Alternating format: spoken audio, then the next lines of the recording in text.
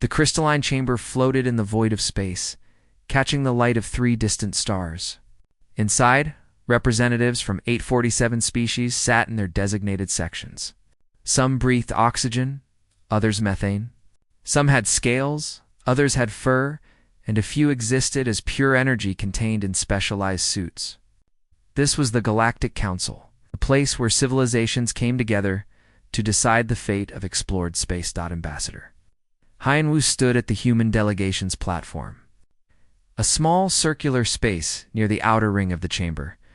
His black suit was simple compared to the elaborate robes and armor worn by other delegates. Next to him, Giwan adjusted her data tablet, her fingers moving quickly across the screen as she prepared their presentation. They had spent 3 months preparing for this moment. High Arbiter Kolnik sat at the center of the chamber on a throne that seemed to be made of solidified light. The ancient being had overseen the council for nearly 2,000 years.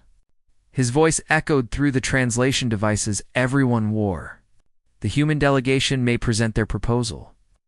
Haiyan-Wu stepped forward. His voice was calm and steady. Honored council members, Earth proposes a redistribution of mining rights in the outer territories. Humanity has established 17 colonies in that sector over the past decade. We have invested significant resources in infrastructure and defense. Our technological contributions to jump gate stability have increased safety in the region by 40%. We request proportional mining rights to reflect these contributions. Guan activated the holographic display. Charts and graphs appeared in the air above them, showing Earth's investments, population distribution, and economic data. The numbers were clear and well-researched. Silence filled the chamber for a moment. Then, from the inner ring where the most powerful species sat, a deep laugh rumbled through the air. Chancellor Voreth of the Draxian Confederacy rose from his seat. The massive reptilian being stood nearly 3 meters tall, his scales gleaming like polished bronze under the chamber's lights. Mining rights? Voreth's voice dripped with amusement. The humans want mining rights? He looked around at the other delegates, spreading his clawed hands wide. These creatures who only discovered faster-than-light travel 40 years ago think they deserve a seat at the grown-ups table. More laughter rippled through the chamber. The Valantian section, filled with floating jellyfish-like beings, pulsed with colors that their translators rendered as mocking giggles. The insectoid creche clicked their mandibles in a pattern that meant contempt. Haiyan-Wu's face remained perfectly neutral. Ji-Won's hand tightened on her tablet, but she said nothing. They both knew better than to interrupt. Voreth continued, warming to his speech. 40 years. My people have been traveling the stars for 6,000 years. The Valantians even longer. And these babies who just learned to walk want to claim resources in territories we have managed for millennia. He turned to face Haiyan-Wu directly. Tell me, human, how many council sessions have you attended? 50? 60? This is my 103rd session, Haiyan-Wu replied evenly. 103. Voreth laughed again. I have attended over 4,000 council sessions. My grandfather attended sessions before your species had invented agriculture. And do you think your 17 tiny colonies give you the right to make demands? A Valantian delegate's voice floated through the chamber, translated into clear tones. Perhaps we should give them a consolation prize. A nice certificate that says good try in their primitive language. The chamber erupted in laughter. Even species that had never been friendly with the Draxians or Valantians joined in. The humans were new, young, and apparently foolish enough to think they deserved equal treatment. High Arbiter Kolnex made no move to silence them. The ancient being simply watched with what might have been amusement in his multifaceted eyes. Haiyan-Wu waited for the laughter to die down. When it finally did, he spoke again. The outer territories were unclaimed space until 15 years ago. Earth's colonies were the first permanent settlements in that region. Our proposal is based on established council law regarding territorial development. Voreth waved a dismissive hand. Laws written when real civilizations were expanding. Not meant for species who still use chemical propulsion for their planetside vehicles. He looked at the other delegates. Should we also give mining rights to the primitive tribes we find on undeveloped worlds? After all, they were their first two. More laughter. Hyanwu noticed that some of the smaller species delegates weren't laughing. The Tithians sat quietly in their section, their large eyes watching carefully. A few other minor species also seemed uncomfortable, but they said nothing. Speaking against the major powers was dangerous. G1 leaned close to Hyanwu and whispered, "I'm recording everything." He gave the slightest nod. The debate, if it could be called that, continued for another hour. Every point Hyanwu made was met with mockery. Every piece of data G1 presented was dismissed without examination. Other delegates began making their own jokes at humanity's expense. Perhaps they need another 1,000 years before they understand basic economics. One said, "I heard their homeworld still has warfare between their own factions," another added. "Barbaric. They probably think the council exists to be fair," a third chimed in, to great amusement. Finally, High Arbiter Kolnex raised one crystalline hand. The chamber fell silent. "The human proposal has been heard. We shall vote." His tone suggested the outcome was never in doubt. The voting took less than 5 minutes. The results appeared on displays throughout the chamber. 846 votes against, 1 vote in favor. Only Earth had voted for its own proposal. Voroth stood once more, his eyes gleaming with triumph. "There you have it, humans. The council has spoken. Perhaps in another 1,000 years, when you've matured as a species, you'll understand how real civilizations operate. Until then, be grateful we allow you to attend these sessions at all. Consider it an educational opportunity." The chamber filled with approving sounds from dozens of species. Some delegates were already standing to leave. The matter settled in their minds. Hyunwoo gathered his materials slowly. He looked at G1, who had closed her tablet with a soft click. Then he stood and faced the chamber. His voice was quiet, but the translation devices carried it to every delegate present. "This council will regret this day." Then he turned and walked toward the exit. G1 followed him, her head held high. Behind them, the laughter started again. Voroth's voice boomed across the chamber. "Oh, I'm terrified. The humans are angry. Whatever shall we do?" The laughter followed them all the way to their shuttle. Neither Hyanwu nor G1 looked back. They had work to do. The journey back to Earth would take 3 days through the jump gates. That would give them time to prepare their report. As their shuttle pulled away from the crystalline chamber, Ji-Woo finally spoke. 103 sessions you've attended? 4,000 for Voroth.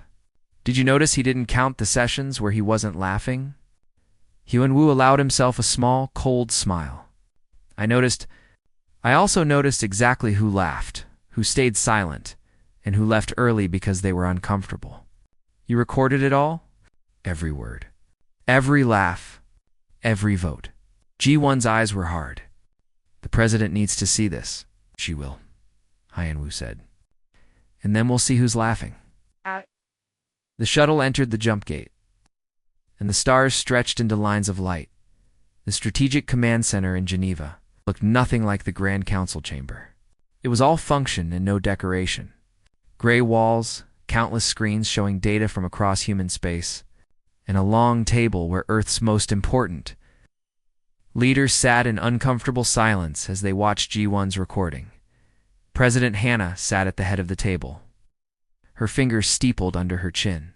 She had served in the military for 20 years before entering politics. People who knew her well understood that her calm exterior was most dangerous when she was truly angry.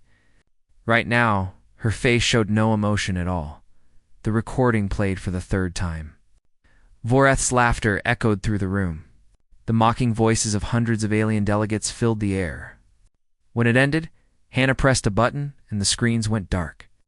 "Admiral Taeyang," she said quietly. "Military status." The admiral stood. He was a compact man with gray hair and sharp eyes that had seen 3 colonial wars. "Madam President, Earth's defense fleet currently operates 247 capital ships, 819 support vessels, and 412 planetary defense stations. Our quantum strike capability remains classified and unknown to the Council. Our actual military strength is approximately 300% of what we've reported to the Galactic Council. Hannah nodded. Director Mincioke, Intelligence. The Intelligence Director remained seated, his fingers dancing across a tablet. We have comprehensive files on every major Council species. The Draxians are corrupt at every level of government. The Valancians have been price-fixing their trade networks for 2 centuries. The Kresh have 6 unregistered colony worlds they've stripped of resources. We also have evidence of treaty violations by 43 Council members. He looked up. All documented. All verified. All kept quiet because we were trying to be good Council members. Trade Minister Kyung-Soo, Hannah continued. Economic assessment. Kyung-Soo stood and activated a wall screen. Numbers appeared, flowing in columns of data. Earth controls or has significant influence over the following resources. Agricultural exports feed 127 worlds. Our rare earth refinement facilities process 70% of the catalyst materials needed for faster-than-light drive maintenance. We operate 42 jump gates and critical trade routes. We provide medical supplies to 89 worlds, including compounds they cannot synthesize themselves. He paused. If we stopped all exports tomorrow, approximately 3 billion non-human beings would face food shortages within 30 days. The room was silent. Everyone understood what they were hearing. Ambassador Haeonwoo spoke for the first time since the briefing began. They see us as children. Useful children who provide services but don't deserve respect or rights. They voted against us because they believe we have no choice but to accept their decision. Do we have a choice? Asked Counselor Sujin, Earth's senior legal advisor. We have 2,347 active treaties and agreements. Breaking them would create chaos. Chaos for whom? Hannah asked softly. The question hung in the air. Director Mincioke smiled slightly. Chaos for them, Madam President? Not for us. We're self-sufficient. Our colonies produce everything we need. The treaties benefit them far more than they benefit us. Hannah stood and walked to the window. Outside, the lights of Geneva sparkled in the evening darkness. She had spent 30 years in service to Earth, always trying to do the right thing, always trying to build bridges with other species. She had believed the Galactic Council represented something noble, a place where different civilizations could work together. Vorth's laughter echoed in her memory. She turned back to the table. Counselor Sujin, legal question. If we cancel every treaty we've signed, what are the consequences under galactic law? Sujin blinked in surprise. Madame President, canceling all treaties would be unprecedented. However, most treaties include termination clauses. Standard notice periods range from 30 to 90 days. Some can be terminated immediately under specific conditions, such as breach of good faith. Being publicly mocked by the council chair while the arbiter does nothing, Hannah said. Would that constitute breach of good faith? Sujin consulted her own tablet, her eyes widening. Yes, Madam President. That would be a clear violation of the mutual respect clause that exists in virtually every treaty we've signed. Hannah looked at each person around the table. Admiral Tae-young, if we cancel our treaties, will Earth be safe from military retaliation? Completely safe, the Admiral said without hesitation. Our defensive capabilities are overwhelming. Most Council militaries are designed for colonial expansion, not actual warfare. Earth's forces were built to fight. There's a reason we've downplayed our strength. He smiled coldly. Let them try something, please. Director Mincioke, if we release the intelligence files on Council corruption, what happens? Internal chaos among the major powers. Vorth's government would likely collapse. The Valancian trade empire would face revolt from their client species. At least a dozen governments would be replaced. Mincioke's expression was neutral. It would be very educational for them. Trade Minister Kyung-Soo. Can we survive economically without council markets? We'll thrive, Kyung-Soo said bluntly. Earth's economy is strong.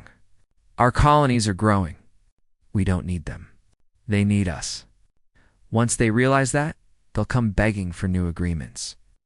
Hannah returned to her seat. She looked at Ambassador Haeonwoo. Your recommendation? Haeonwoo met her eyes. Cancel everything. Every treaty. Every agreement. Every understanding. Show them what happens when they treat us like ignorant children. Show them what Earth really is. His voice was hard. We tried to be partners. They chose to make us servants. Time to teach them the difference. G1, Hannah said, turning to the young diplomat. You recorded everything at the council. What did you see that we might have missed? G1 stood, her voice clear.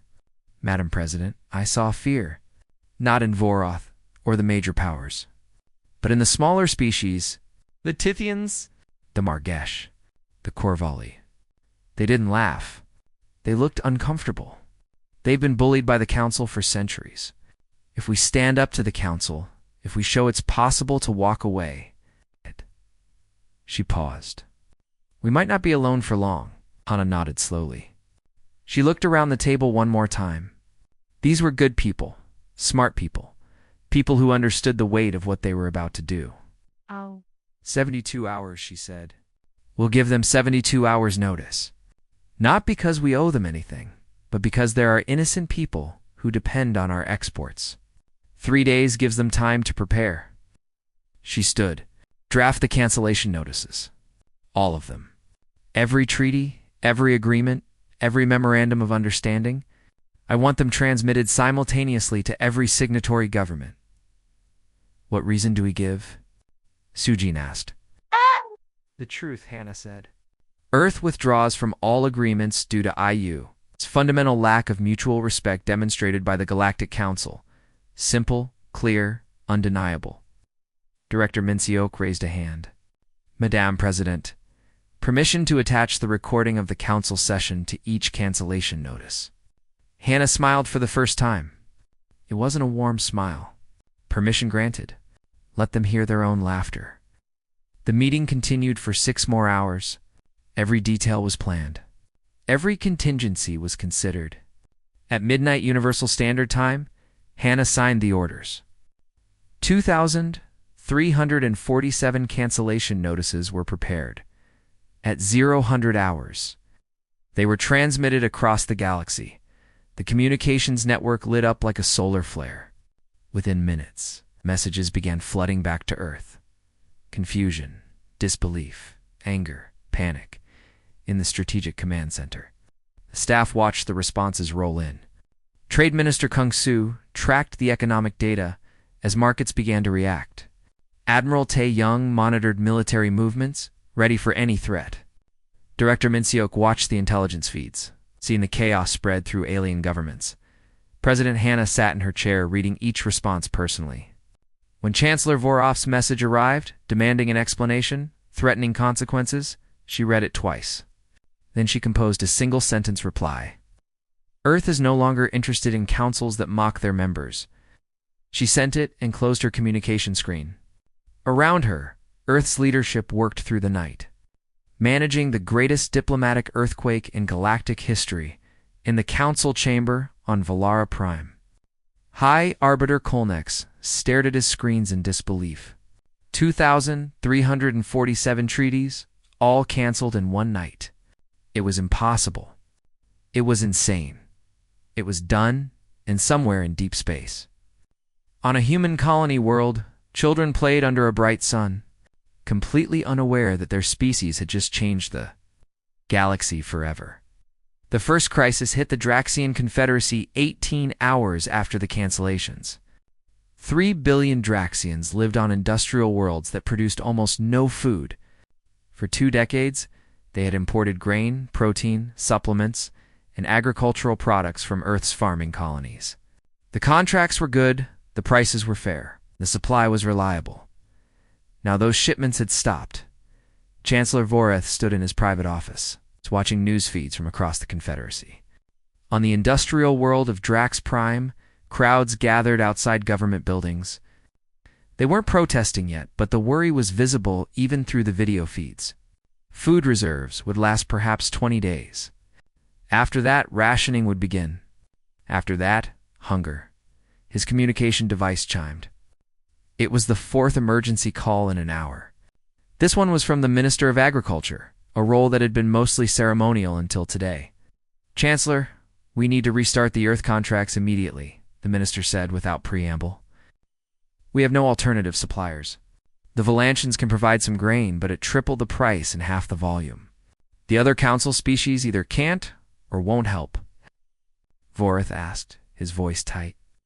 Yes, Chancellor.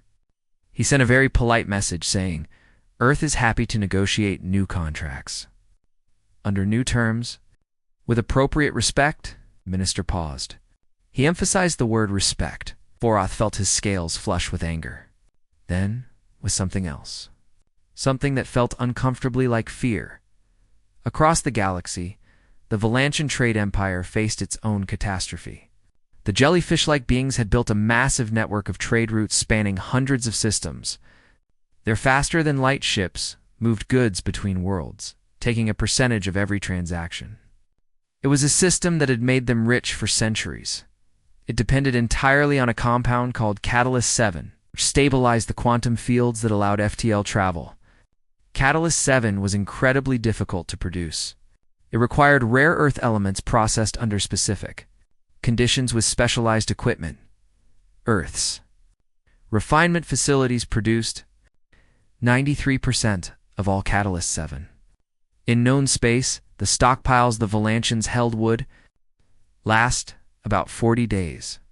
Merchant Lord Thexus floated in his command sphere, watching his empire begin to crumble. Ships were already being grounded. Trade routes were being suspended. Thousands of contracts couldn't be fulfilled. The financial losses were mounting by the hour. He sent a message to Earth's orbital trading station. The human who responded was Trade Minister Kung Su himself. Lord Thexus, the human said, his face expressionless on the screen. How can Earth assist you? You know exactly what I need. Thexus pulsed, his bioluminescence flickering with agitation. Catalyst 7. Our entire economy depends on it. Of course, Kyongsu replied smoothly. Earth is happy to resume production for Valantian clients. We'll need new contracts, naturally. The old ones were canceled. What are your terms? Mutual respect. Fair prices. Recognition of Earth's sovereign rights in our territories. And a formal apology for the behavior at the council session.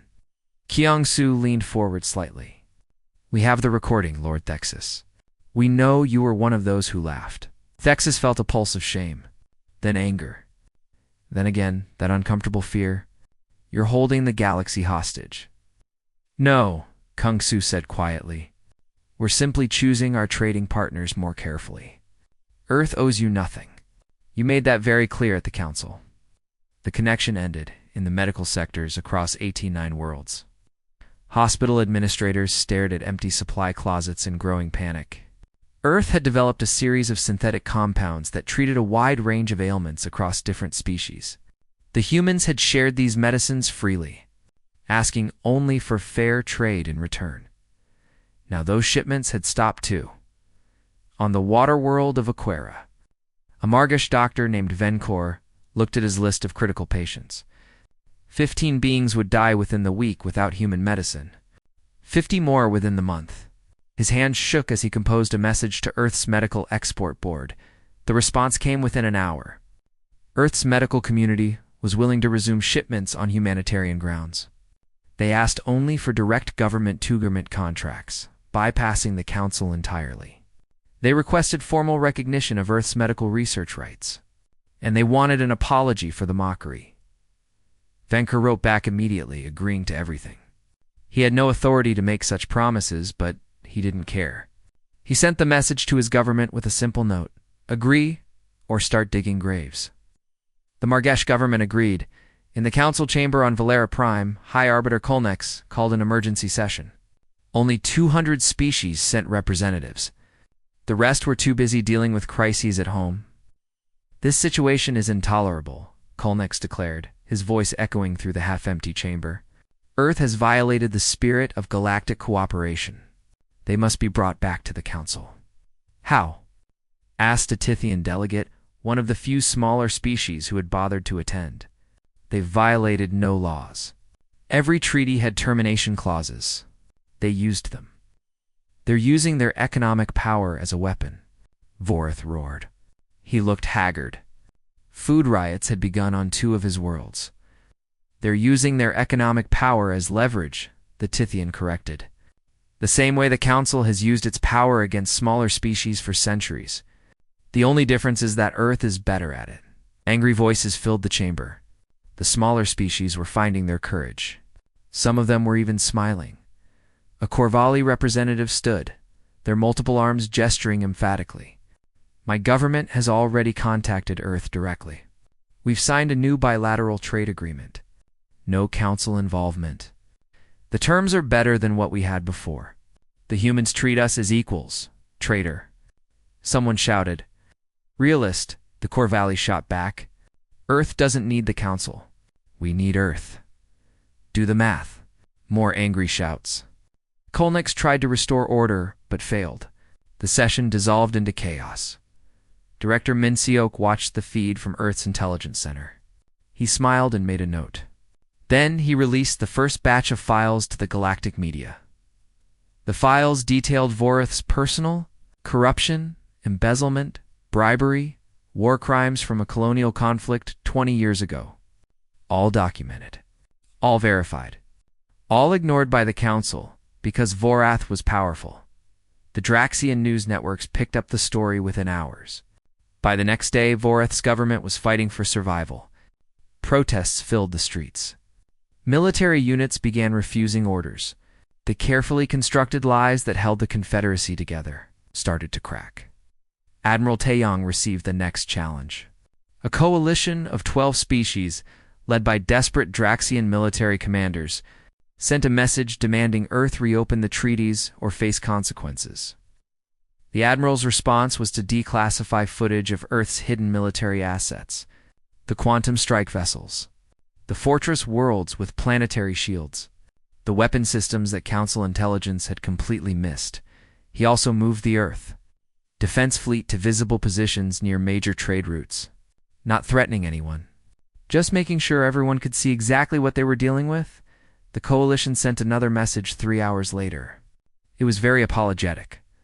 On Earth, President Hanna read the reports flowing in from across the galaxy. Governments collapsing, trade routes failing, medical emergencies, food shortages. And through it all, steady stream of requests for new bilateral agreements. 134 species had contacted Earth in just 72 hours. Most were smaller species who had been bullied by the Council for years. A few were major powers trying to salvage their economies. All of them were willing to meet Earth's terms. "We're not trying to hurt anyone," Hannah told her staff during a briefing. "We're just not accepting disrespect anymore. Make sure our responses reflect that. Fair terms, equal partnerships, and dignity." Ambassador Hoyong-woo was coordinating the responses. His office had become the busiest place on Earth. Diplomats worked in shifts, negotiating new agreements, answering questions, explaining Earth's position over and over. One message stood out. It was from the Tithian Union, a small alliance of species that had been ignored by the Council for decades. They didn't ask for trade deals or resources. They asked for a meeting to discuss a new kind of cooperation. Hyen-woo accepted immediately. In his crumbling office on Drax Prime, Vorath stared at the images of human warships positioned across the galaxy. He thought about the food riots on his worlds. He thought about the corruption files being spread through every media outlet. He thought about the empire he had built on the backs of smaller species and the assumption that Earth would always be weak. He had one choice left. He sent a message to President Hanna. It was brief and bitter, but it contained the words he never thought he'd say to a human. "We need to negotiate." Hanna read it and passed it to Trade Minister Kung-soo. "Handle it. Fair terms. Nothing more, nothing less." Then she turned back to her screens, watching a galaxy learn a simple lesson. Respect isn't given to the powerful. It's demanded by the dignified, and Earth had plenty of both. The negotiation room on Earth's orbital station was deliberately simple. A round table, comfortable chairs for various body types, and a large window showing the blue curve of Earth below. No grand displays of power, no intimidating architecture. Just a space where people could talk. Diplomat Sujin led the Earth team. She was younger than most senior diplomats, only 42. But she had a reputation for being utterly fair and absolutely unmovable when it came to principles. Across from her sat representatives from 16 different species, all waiting their turn to negotiate new treaties with Earth. The first meeting was with the Athenian Union. Ambassador Kelvar settled into a chair designed for their three-legged body structure. Their large eyes blinked slowly as they studied the humans across the table. "Thank you for seeing us first," Kelvar said through their translator. "We know others are waiting."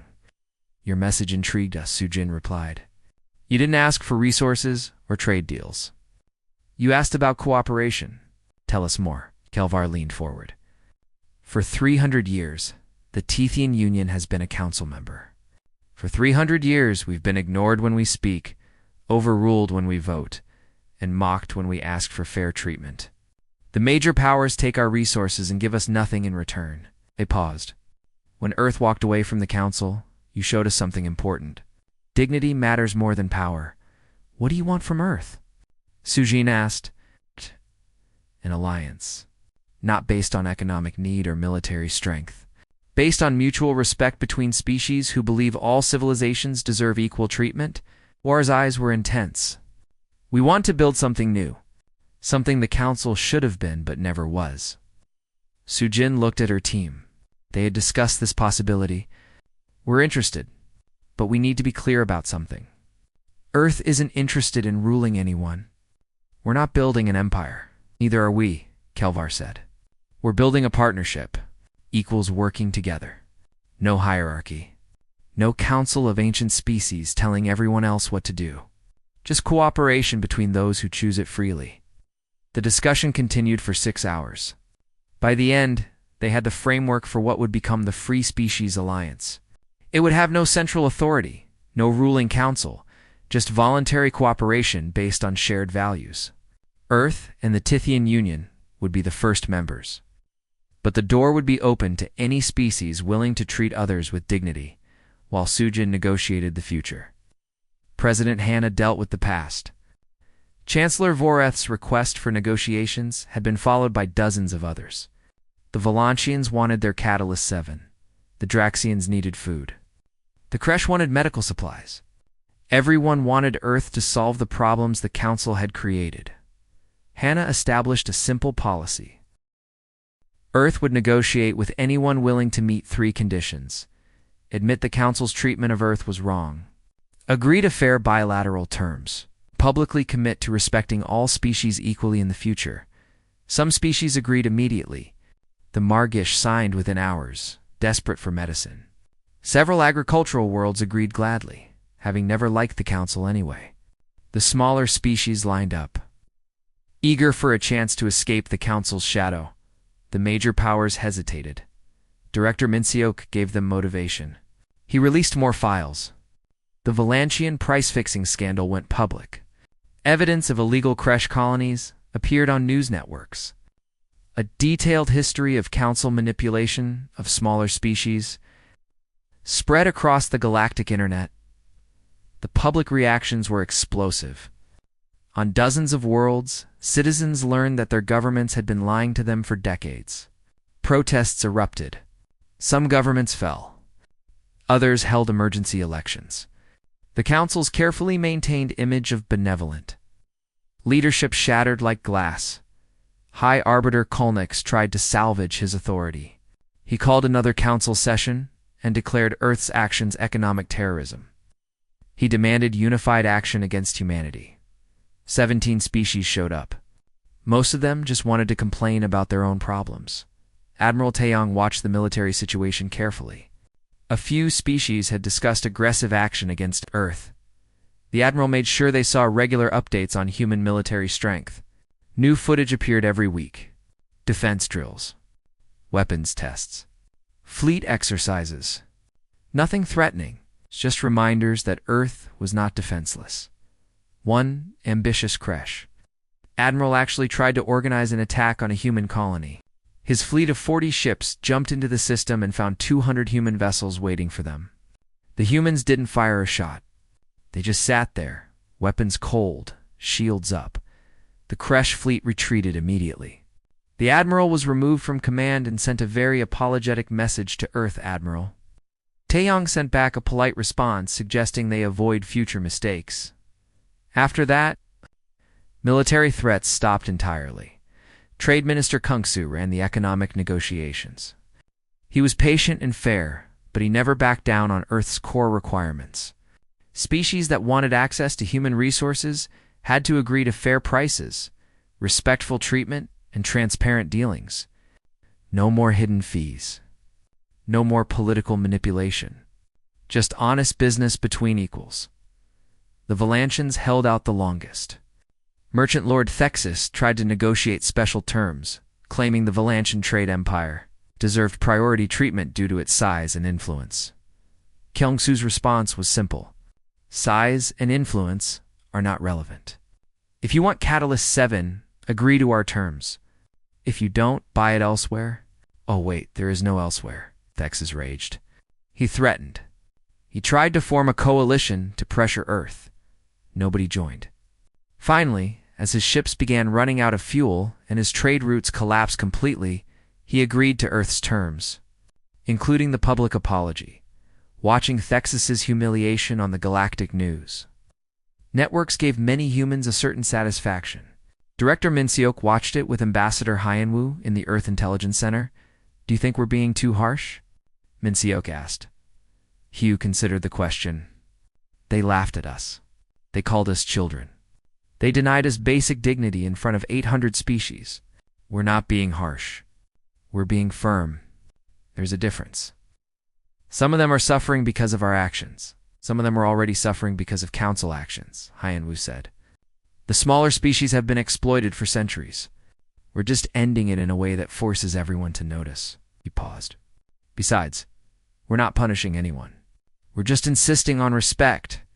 Those who give it, receive it. Simple. The weeks passed.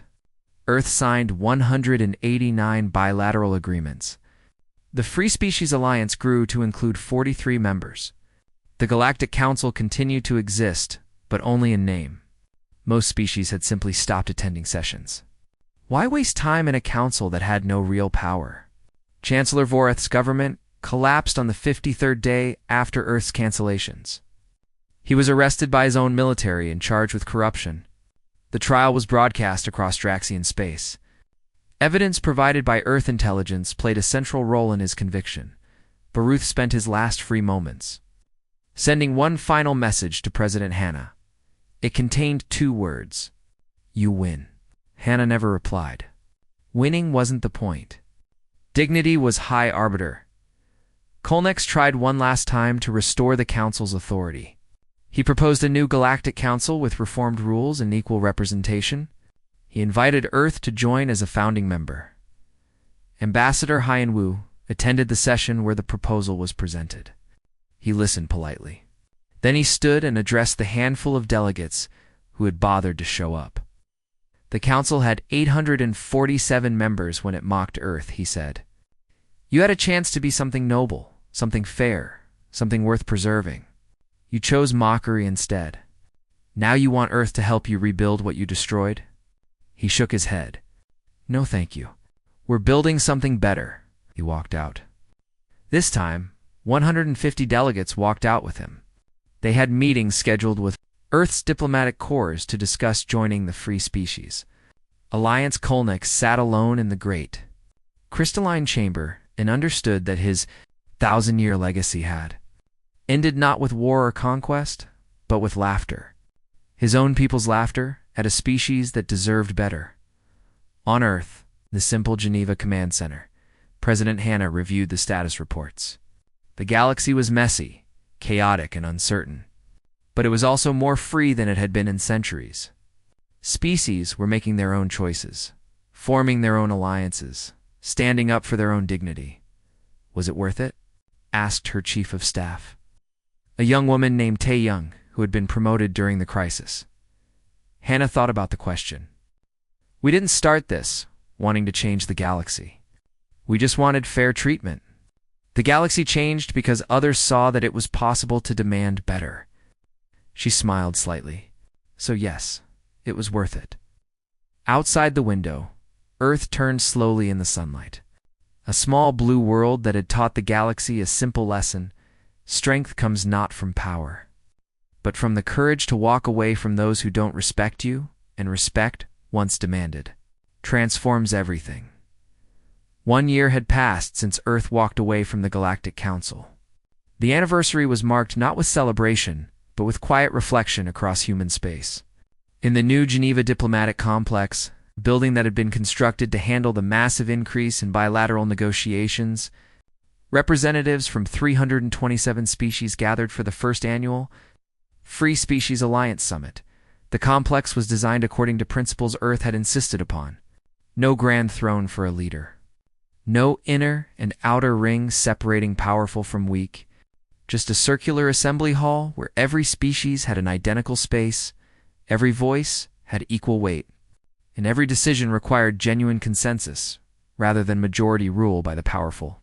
President Hannah stood at the entrance, greeting arriving delegates personally. It was a gesture no Galactic Council arbiter had ever made. Beside her, Ambassador Hyun Woo handled the diplomatic protocols while Representative Tae Young managed the complex logistics of accommodating so many different species in one space. The Margesh delegation has arrived, Tae Young said quietly, checking her tablet. Dr. Venkor is with them. He asked if he could speak with you personally. Hana nodded. The Margesh doctor had been one of the first to reach out to Earth during the crisis, putting patient welfare above political considerations. His government's quick agreement to Earth's terms had saved dozens of lives. VN-KOR approached, moving carefully on his 6 legs. Madam President, I wanted to thank you personally. The medicines Earth provided during our emergency saved 107 lives. But more than that, your government's willingness to work with us directly, without the Council's interference, has transformed how we provide healthcare. We simply did what was right, Hannah said. You did more than that, Venkor replied. You showed us that fairness was possible. The Council always told us we were too small, too weak, too insignificant to matter. You treated us as equals. His translator conveyed deep emotion. That changed everything. Inside the assembly hall, Diplomat Sujin was coordinating with her counterparts from dozens of worlds. The summit's agenda was ambitious, establishing common standards for fair trade, creating a voluntary mutual defense pact, and forming working groups on shared challenges, like disease control and resource management. Ambassador Kelvar of the Tithian Union settled into their designated space. Over the past year, they had become one of Earth's closest allies. The Tithian people had embraced the Free Species Alliance with enthusiasm, finally free from the Council's dismissive treatment. This is remarkable, Kelvar said to Sujin. 327 species, all here voluntarily, all committed to cooperation without coercion. A year ago, this would have been impossible. A year ago, everyone thought the Galactic Council was permanent, Sujin replied. Turns out, it was only permanent until someone had the courage to leave. The summit opened with a moment of silence for those who had suffered during the transition period, the chaos following Earth's withdrawal had not been painless. Some people had gone hungry. Some had died waiting for medicines that arrived late. Earth had moved as quickly as possible to minimize harm, but in a galaxy of trillions, even the best efforts couldn't prevent all suffering. President Hannah addressed the assembly. Her voice carried through translation devices to hundreds of different species. We gather here not to celebrate Earth's actions, but to acknowledge what we've all built together. The Free Species Alliance is not a human creation. It's a shared commitment to principles that should have guided galactic civilization all along. Dignity, fairness, respect. These are not human values. They're universal values. The response was overwhelming approval, expressed through various species methods of showing agreement. Lights flashed, sounds chimed, appendages waved, in a small office on the complex's upper level. Director Minseok met quietly with intelligence counterparts from allied species. The old Galactic Council still existed technically, but it had become irrelevant. Only 43 species still attended sessions. Mostly those too stubborn or too compromised to admit the Council's time had ended. What's the status of the remaining Council members? Asked a Corvalli intelligence officer, Minsa Oak pulled up data on his screen. Chancellor Vorath is in prison, serving a 20-year sentence for corruption. High Arbiter Kolnex retired in disgrace. The Draxian Confederacy has reformed its government and is in the process of applying to join the alliance. The Valancian trade empire is restructuring after Merchant Lord Thexus was removed by his own board of directors. They're negotiating more fairly now that survival depends on it. And the Kresh, still holding out, but their illegal colonies were exposed and dismantled. They're facing internal political upheaval. Give them 6 months. They'll either reform or collapse. The intelligence meeting continued, but without the secrecy and manipulation that had characterized Council-era operations, everything was shared with allied governments. Transparency was a founding principle of the alliance. Admiral Taeyong stood in Earth's Fleet Command Center, reviewing the current military disposition. The defense fleet remained at peak readiness, but there had been no threats in months. The show of strength during the crisis had been enough. Everyone understood that Earth's military was not for conquest but for protection. A young officer approached. Admiral, we're receiving a communication from the Remnant Council. They're requesting a meeting with Earth leadership. Taeyong raised an eyebrow. About what? They want to discuss rejoining galactic civilization. The officer paused. Under Earth's terms, forward it to the diplomatic corps, Taeyong said. That's not a military matter anymore. Trade Minister Kyung Soo had transformed from a crisis manager into an architect of the new galactic economy. The bilateral trade agreements Earth had negotiated were now models being adopted by other species in their own negotiations. Fair pricing, transparent terms, and mutual benefit had replaced the old system of powerful species extracting wealth from weaker ones.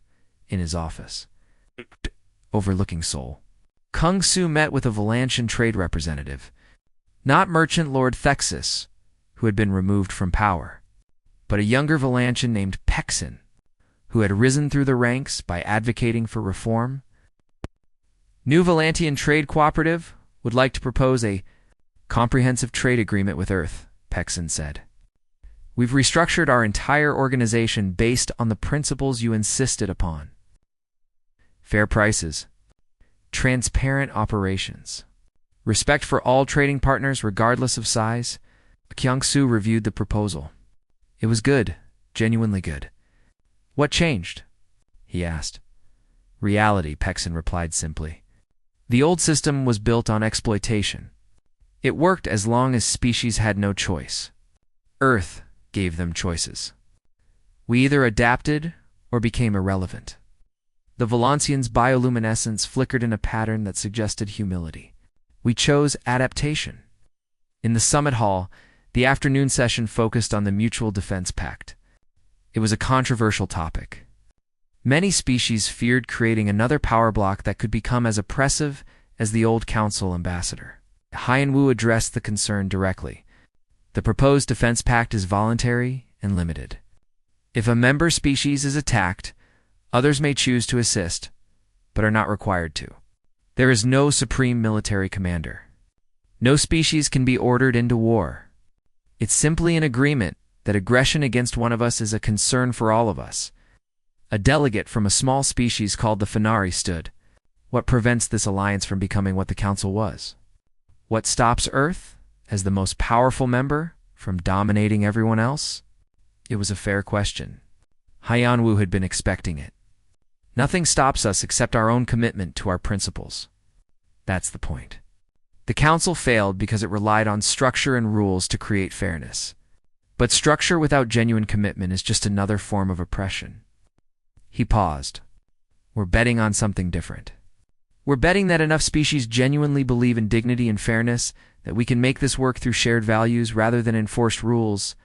And if you're wrong, the Fenari pressed. Then we'll fail, and someone will need to build something better, Hyen-woo said honestly. But we'd rather try and risk failure than accept a system we know is wrong. The Fenari delegate sat down, apparently satisfied as the sun set over Geneva, casting long shadows across the diplomatic complex. The summit concluded its first day with remarkable progress. Agreements were forming, Partnerships were solidifying. A new model of galactic civilization was taking shape.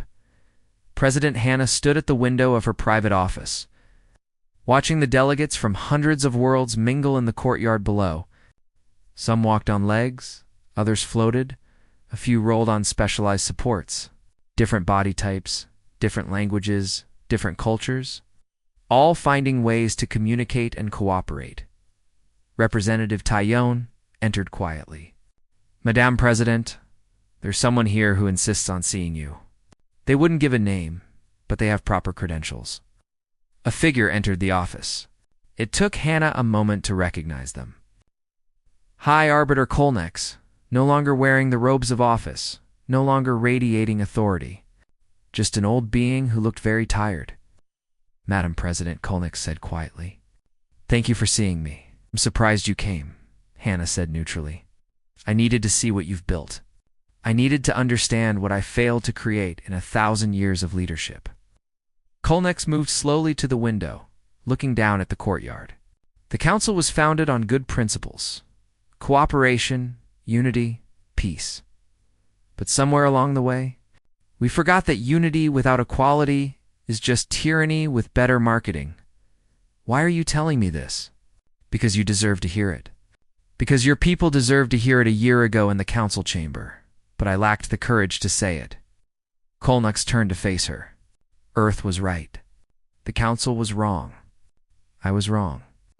And I'm sorry. Anna studied the former arbiter. Apologies didn't undo harm, but they acknowledged it. What will you do now? Return home. Spend my remaining years trying to help my people understand what we lost when we chose mockery over partnership. Kolnex paused at the door.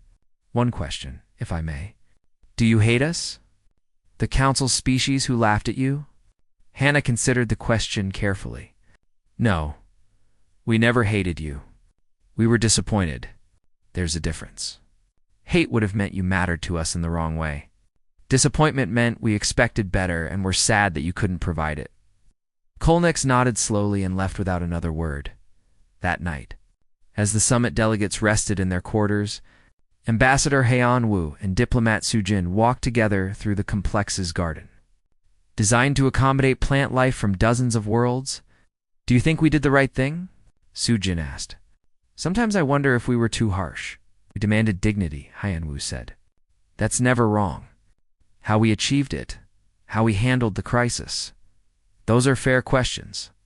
But the fundamental decision to walk away from disrespect, that was absolutely right. And now, we prove that a better way is possible. We build something that actually works, something that treats all species fairly, something worth keeping.